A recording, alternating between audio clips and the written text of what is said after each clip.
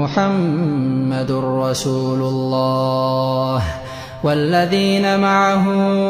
أشداء على الكفار رحماء بينهم تراهم ركعا سجدا يبتغون فضلا من الله ورضوانا سيماهم في وجوههم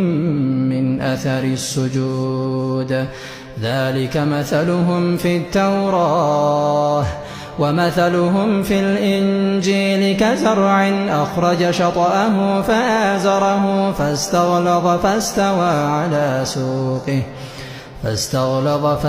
على سوقه يعجب الزراع ليغيظ بهم الكفار وعد الله الذين آمنوا وعملوا الصالحات منهم مغفرة وأجرا